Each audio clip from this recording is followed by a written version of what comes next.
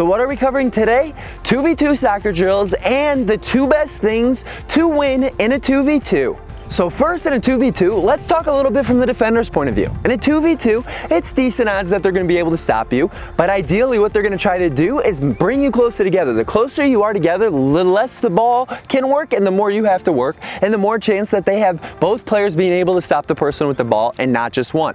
Secondly, is they're going to try to slow you down so that more of their defenders and midfielders can come and support them so that they can ultimately stop you. Now, that second thing from that defender's point of view is that they don't necessarily need to steal the ball away from you. They can just slow you down. When those supporting teammates are coming in to help them, if they get the ball, they're a success as a defender. Remember, as a defender, they don't need to dispossess you. They simply need to keep it as a 0 on the scoreboard. If they keep it as a 0, they ultimately did their job. So they're trying to slow you down. So in those 1v1s, in those 2v1s, in those 2v2s, your goal is, because you have a decent advantage when it comes to numbers, is that you want to make sure to be explosive and speed up the play. So in that 2v2, we're going to start off pretending that you're the person without the ball. Because you could be with the ball, you could be without the ball, but every 2v2 is very situational. So whether you're in the attacking third or the defending third or even the middle third of the field, it differs what you're going to actually do in a 2v2. But now, since this is a shooting and finishing series and we're trying to get that ball in the net, we're going to focus exclusively for this video on the attacking third of the field. So we're talking that we're maybe at the, let's say, 25-yard line or closer to the net, and you're trying to score, and it's a 2v2, 2 forwards and 2 defenders. And when it comes to a 2v2, you want to make sure that ball's doing a lot of work. So if you guys are super close together, or girls are super close together, it's going to make it a lot easier for those defenders to stop you. So you've got to spread apart. You've got to create space. You got to allow that ball to work for you and not just be the only ones working yourselves. So again, we're talking about you as if you're the person without the ball in the 2v2. So the first thing you can do is make a phenomenal run. Allow that ball to be played past the defenders into space. You're sprinting onto it, and now you're trying to make it you versus the goalie exclusively. So a great way to do this is to start to take 2 to 3 steps in the wrong direction and then explode in the correct direction. So you get that defender stepping in the wrong direction, and then you're exploding out the other way. This is extremely effective. This is a college, this is even a pro tip that a lot of players, you'll watch them do this, and it makes a huge difference being able to mislead that defender on where you really want to go. So soccer squad, in the comment section below, comment the word pass, P-A-S-S, if your first instinct in a 2v1 or a 2v2 is to pass that ball. Otherwise, comment no if your first instinct is to take it yourself. So now again, we're talking about that player without the ball in that 2v2.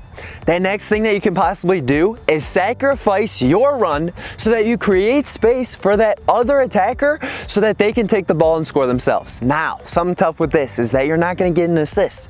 Okay, so if you're trying to run in front of them, you're trying to pull both those defenders with you and get that other defender that's marking them to take that step towards you so that you can open up that space you came from for that other attacker to go into.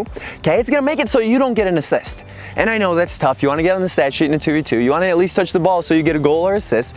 I'm there with you. I understand that. But you got to remember, your major objective of the team is to score in that situation and ultimately to win. So if that means in certain situations that you look back on the stat sheet and you're not showing up there, even though you played a huge part in creating space for your teammate, it still makes a big difference, because now the more you can do that over the course of the season and the more goals you can actually get in a game, the more the spirits of the other team are going to be crushed. And if you can crush those spirits so you can get up on 2, 3, 4 goals on them, the worse and worse their defenders get. So it makes it even easier and easier to score later in the game. So you might have to throw yourself on the line and sacrifice yourself on the stat sheet in that instant, but think in the future of that game, there's a better chance you'll be able to get on the score sheet when you guys are up by a few goals and that other team's spirits are really low.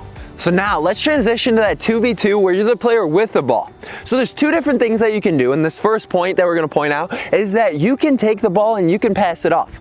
But now, something to consider with the passes, they're generally going to have someone on them, so they better be making a phenomenal run, and you're looking to play that pass into space in front of them to lead them so they can run onto it, so you create and keep that advantage of that 2v2 and potentially even create that advantage of them just going alone against that goalkeeper. But you passing it horizontally is great for the defenders because that slows the speed of play. It allows defenders and midfielders to come back and support them. So you can't do horizontal passes. They generally got to be straightforward unless that other person is way better at making passes or way better than their foot skills and you just want to get it to their feet.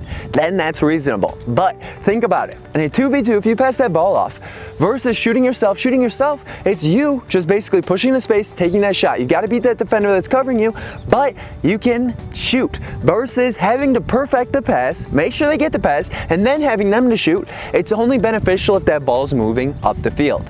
So that second thing that you can do in a 2v2 when you're the person with the ball is take it yourself. Pretend to push it towards your other player, use that jab and then explode into space and create the opening for you to shoot on the net. Now make sure to watch that video on the jab step if you're not really sure what that is, also known as a body feint, shoulder drop, fake and take, whatever you want to call it, but create that space so you can take it yourself, because if you can get a shot off, that is huge. You'd never want to have a 2v2 where you actually go and the defenders stop you. You've got to at least get a shot.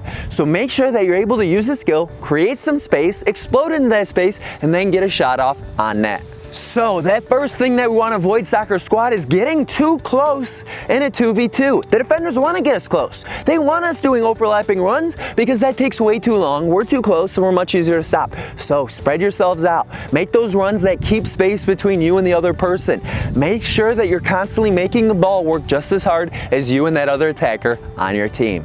And that second thing to avoid is avoid feeling bad if you don't make the pass in a 2v2. Yeah, they might think you're a little bit selfish, but if you think in that instance, I have a better chance of scoring myself than playing this ball to them and having them score, then don't pass. Shoot it yourself. Okay, it's all about probability of success. If you have, say, a 60-70% chance of scoring and they only have a 30-40, why play the ball? If you've got an opening, you got a shot to take, you're inside the 18-yard box, then take that shot. Okay, make it a reality that you're constantly focusing on what can better the team.